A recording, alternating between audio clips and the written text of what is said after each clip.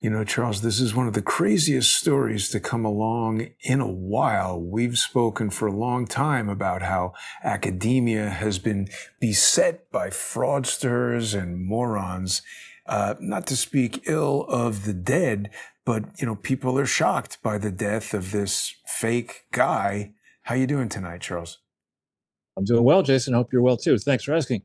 Um, Listen, I obviously this is a tragedy for his family. I don't know if he was married or had children, but um, and I don't want to be heartless here. But on the other hand, this gentleman appears to have committed fraud in academia on a scale that is difficult for me to imagine. It's difficult for me to imagine how an institution I revere, Cambridge, um, could fall this far down to pluck this guy, with his, I think, extremely dodgy quote record out of obscurity. Another college in the UK, university in the UK had made him a professor on the strength of nothing, it would seem. Um, but how Cambridge could make him a professor at such a young age, it just tells me there are no standards left at that university. And how many other universities are falling for this? And the analogy I would draw is if you looked at basketball, American basketball, and you said, well, it's not a very diverse sport. There may be it's 85, 90% black, and blacks represent 13% of the population. So what we're going to do now is we're going to change all that. There's mostly tall people. We're not going to change that. Would change. Nobody would watch it. Yeah, some 5'7" white guys in there. Why not? You and I are on the Knicks. Whatever. Nobody's going to watch us play basketball, right? And that in essence is what the DEI industry was trying to do to the knowledge industry. I mean, there are some people who are basically not curious. They're not. They don't want to find out what true facts are. They don't want to look at the body of, in theory, peer-reviewed literature. They don't want to become a domain expert in anything, and so that's fine. Academia is not for everybody, and I actually think we're rapidly moving back to a place where not everybody's going to go to college in America anymore for good reason. I mean, it's been so fucked up, and this poor guy.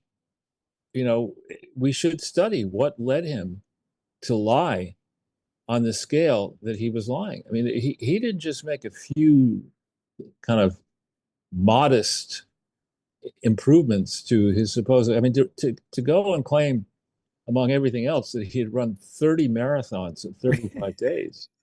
Well, why didn't you say that I want to ask you something about this, Charles? Because this guy, he is essentially the Milli Vanilli of education. And I mean, again, not to make fun of him, if he is in fact dead, I know that might sound inflammatory to some people, but essentially everything in this guy's background has been shown to be a lie. So doesn't that at least give us the opportunity to question if his death is true or false? I mean, everything about this guy is essentially a fraud. And one of the first things that jumps into my mind when we see this is look at how heavily, I never heard of this guy before 2 weeks ago. And now BBC, Washington Post, The Guardian, The Atlantic, CNN, NPR, Al Jazeera, AP News, everything is covering this guy. And there are other stories that you and I have seen where outlets like this just refuse coverage. I speak about social engineering all the time. It almost feels to me like, as you're saying, they want, up to be down, black to be white, and they want to control what people think so that they can control people. And perhaps this guy was an agent of that. Maybe something went wrong, and this is how they, take him off the playing field. Look, it's funny. I think I've shared this with you, and I may have shared this with viewers previously, but when my eldest child was in this incredibly snobby and difficult to get into preschool called the Episcopal School in New York, where the odds, this is, I think, called the early 90s, it was many times tougher to get into that school than to get into the toughest universities because there were just a lot of people who wanted their kids to go there and only 20 spots or something, 40 spots. And so what happens is, in happened then, is you have this test. I think it's called the ERBs. I may have that wrong, but there's a test that little kids take to determine, how far along they are in developing learning skills. And that the test score, the tests are administered. Obviously, kids can't, they're learning how to read and they're very young. So a person will come in and ask the kids questions and then mark down the responses. And so what happened was a, a person came in, she happened to be Black and she happened to be female, and the test scores came back, and all these kids, not just my own, but all these kids, very fancy kids, of smart parents, had shit scores. And the parents, we were paying a substantial amount of money per year, and some of these poor kids, some of these kids were not rich, and because they had like a program to help out disadvantaged kids. And the way it worked in those days is that the girls it was co-ed, the girls hived off, I think, to kindergarten, whereas the boys hived off to first grade.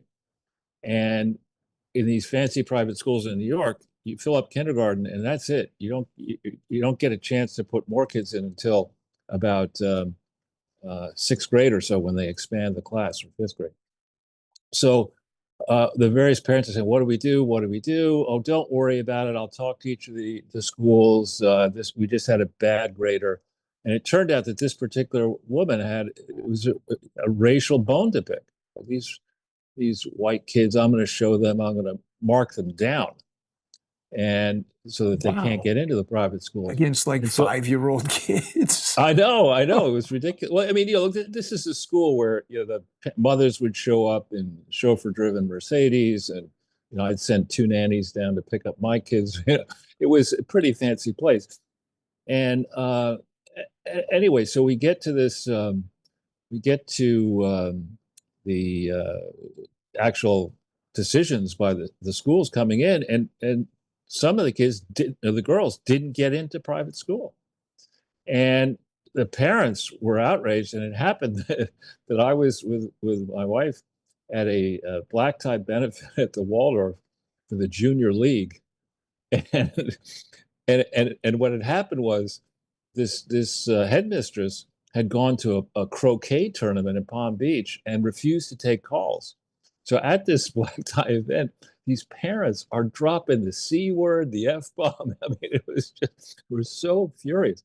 So this kind of, I'm very conscious of the fact that it is a subjective call, particularly in social sciences and humanities, whether writing by, let's say, a college age kid deserves an A or doesn't deserve it. It's a very subjective call.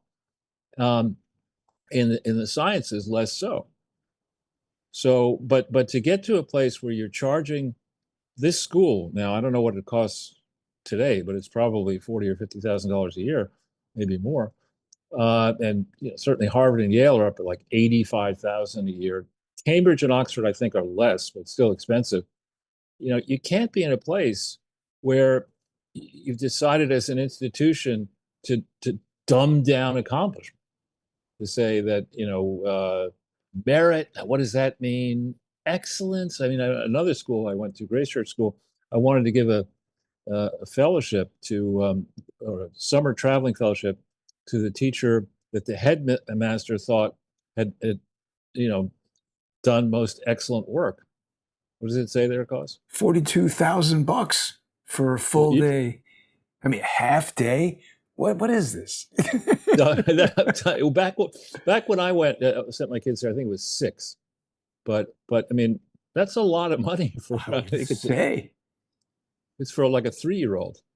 Yeah, I mean, these kids, I don't know if they're 3, but maybe they're 5, 6. Yeah, and then I remember when I went to my first parent-teacher conference, of course, the teachers, I think, they're single women, and they were, I think, angling to become second wives and stuff, some of them. But they sit us down in these little kid chairs, And very seriously, William knows all of his colors. Like, I'm paying for this. What Look at the this hell? guy. This looks like a Nickelodeon show. What is this guy telling them that's worth 42,000 bucks? I know. Oh my God. Well, Yeah. anyway. But anyway, back on this poor guy. Um, you don't need to have a PhD and a lot of experience as a educational administrator to look at the story and say it's utter bullshit. We were on this several weeks ago talking about it before he died, if he did die. And I hope what this does is that it instigates a profound look into decision-making processes, not only at Cambridge, but at other elite universities and institutions around the world. Because the other plank of this is various studies have come out to suggest, I heard of one, I think 20 years ago, that said 1/3, not, 3%, 1/3, that would be 33%, of all peer-reviewed academic studies are garbage. They're like invented and they don't make any sense. I saw a story recently that it's more like 50%. So how can you be, charging 42,000, rising to 85,000, producing a Hunter Biden out of Yale Law School, and this guy teaching at Cambridge, and not say, you know what, the cost of analyzing things has plummeted. The access that I have here at the, excuse my language, the fucking beach in Thailand to an amazing amount of information off my phone. Yeah. And you're telling me I should go and pay for my grandkids? 42 grand for the kid to listen to that guy tell him some story What with crayons. And Randy Weingarten, the teachers, public sector teachers union head, who's a communist maniac, indoctrinating all these kids. Joe Biden is on top. COVID, yeah, we should have lockdowns. I mean, something is really badly wrong Now, with hang the on a second, education Charles, system. because I don't know if we've discussed this part too much. I mean, it's just 2 days ago, but it's saying that he married Debbie McKenzie in 2014, and she helped him read and write. So he didn't know how to read and write until 2014. Yeah, But he was found unresponsive in his home on August 14th and was pronounced dead at the scene, aged 41. He had spoken with a friend earlier the same day, and a spokesperson for the Metropolitan Police said his death was being treated as unexpected but not suspicious. That is thoroughly British, and what the hell are you talking about? How is it not suspicious? It's not suicide? They don't know anything about it? again, I mean, it's tragic. It's tragic that you would go down a path of trying to be somebody you're truly not, right? I mean, this guy is not a scholar, right? I mean, why would you go and do? I mean, and why did all these people make such a big deal about him in the beginning? You know, It's unexpected but not suspicious, Charles. yeah, unexpected but not suspicious because there's a big, did he knife himself to death? Did he? I mean, I You know, guess they would call that suspicious, certainly. It's like, well, again, maybe what he they're died of the COVID vaccine. Who knows? well, what I've seen, on the blogosphere from the left is people immediately jumping to blaming his death on people who are asking questions about his scholarship. That you shouldn't be questioning, academic scholarship, which is exactly anybody who would say that is a moron. I mean, what you want in academia, at least what I experience, is you put out a thesis, or a working analysis or whatever, and you invite people who are familiar with the field to collaborate with you and say, what am I missing? Can you add to this? Is there something wrong here? It's a collaborative process where you want people to be skeptical. You want people to test your way of thinking, and that's how learning is advanced. But do you want So to see his very moving seminar about how every day is Juneteenth? Oh, Jesus Christ. Yeah, let's see that. I Let's knew see that. you'd want to see that. Well, let's hold off and we'll watch that during the sponsor exclusive segment so it doesn't Okay, get, YouTube struck or anything like that. But on sure. crowdsourcethetruth.substack.com and subscribestar.com and patreon.com/crowdsource the truth, we'll continue to discuss this guy. I personally don't believe he's dead. I think he realized he was facing utter humiliation, as did Cambridge. And this is a convenient way to, I don't know, maybe he's dead. I don't know. You hear these things in the news. But the second I see every single major thing that, everything those news outlets say appears fabricated, manipulated. If it's Donald Trump, it's terrible. If it's things that, these are the same people who were telling us everything about COVID. I just don't believe it. I think everything about this guy previously was fake. There's no reason to believe what we're hearing about him right now is anything other than that. Well, let's see if there's a funeral. Even that wouldn't Well, I convince mean, me. with a casket, and if it's open, that kind of stuff. I mean, Welcome with a stick. I'm sorry, people might find this tasteless. I just don't believe it. I don't think you can live your entire life as a fraud. I mean, the police are suspicious to me because they're saying it's unexpected but not suspicious. Like when British people are lying, it's like, what are you talking about? It's very obvious. when are they telling the truth? Right. I'm just saying that's like a British police officer's official lie that they had several meetings about, and this is the chosen language. I don't know. Right. I don't believe it. No, more to come. But just, I think what we can say is that what passes for scholarship is people used to say, don't believe anybody over 30 in the 60s. I would be so bold as to say any scholarship from 1970 forward all scholarship should be reviewed, particularly for that period. And the working assumption should be that most of it's garbage. I mean, look at Harvard's reaction. I mean, Harvard is fine with having the chairman of the chemistry department be a spy and now flee to China. That's fine. What was that guy's name again? Charles Lieber. Friedman, Lieber, yeah. That's fine. We can have all these Chinese students wandering around libraries and scientific research departments at Harvard, working on maybe top secret grants, and of course, not taking any of that shit back to China. We can have Claudine Gay still being employed there. And I read somewhere that it's not $1 million a year, it's $3 million a year. I hope that's wrong. Paying Claudine Gay? Yeah, I mean, it's a huge amount of money. I don't know if it's true or false, but this idea that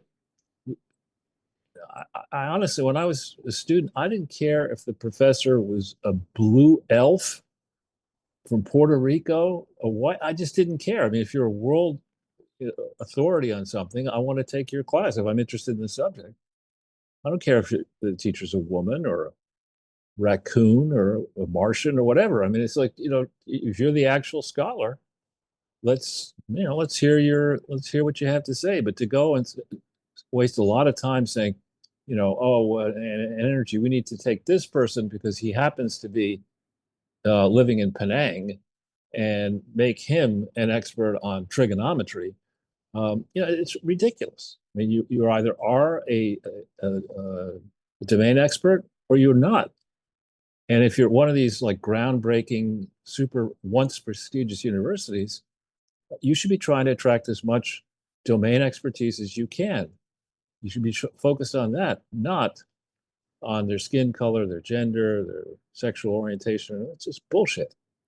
Well, we're going to go into that more deeply in just a few minutes. There's a couple of other topics that I think we're going to need to discuss as well. This document dump reveals more deep state treachery aimed at Trump. I mean, it's really more of the same treachery from the same people. I hope something happens with all of this, Charles. What do you think about this article here from Julie Kelly? I think it's interesting, but I think what people are looking at chasing the wrong rabbit here. I think the correct rabbit is how badly did the Clintons obscure the truth about the Clinton Foundation from the incoming Obama administration in the election of 2008? That's a much bigger question. I have the answers to that question, but that was the real scandal. That during the election of 2008, the Clintons had no hope of legitimately explaining what they were doing with the Clinton Foundation. So their only approach was to bury the truth with fraudulent filings, and certainly to keep that truth from the incoming president-elect.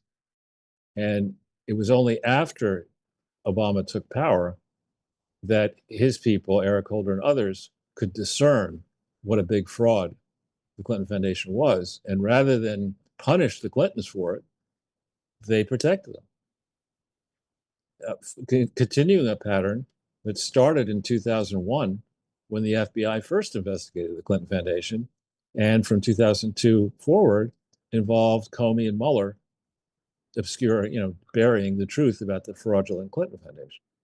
That's the big thing. That's what they're trying to, they don't want us to focus on that. So let's make it all about, were the Russians meddling? Were they not meddling? Were the Ukrainians meddling?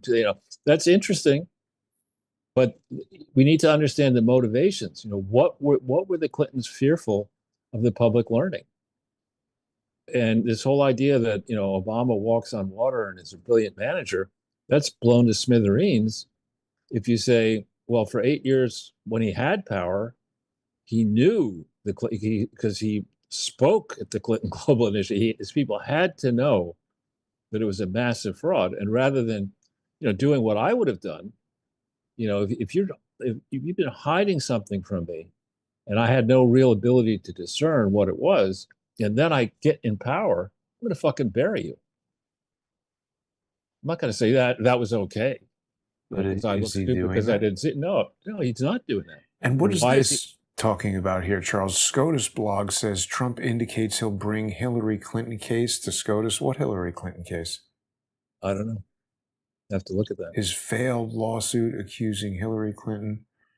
I couldn't find it in here. Here, it says President Donald Trump has signaled that he will ask the U.S. Supreme Court to revive his failed lawsuit accusing Hillary Clinton, the Democratic National Committee, and others of conspiring to tarnish his 2016 campaign with bogus claims of collusion with Russia, according to Bloomberg. But how is that? Why is he? See, this is the stupid part, Charles. He's the president of the United States. Why does he need a lawsuit to do this when the Justice Department could do it? This is criminal. It's not, some kind of private cause of action that he needs to have. This doesn't make any sense. Lawsuit. Again, failing to reform the not-for-profit. That we were focused on back to fool. But the not-for-profit industry has in the U.S. $14+ trillion of assets in it. We're out there trying to spend lots of money we don't have. It would be a very simple matter, I would think, for Trump legitimately to say, listen, the not-for-profit rules have not really been reformed in 70+ years. You remind me of something. What's that?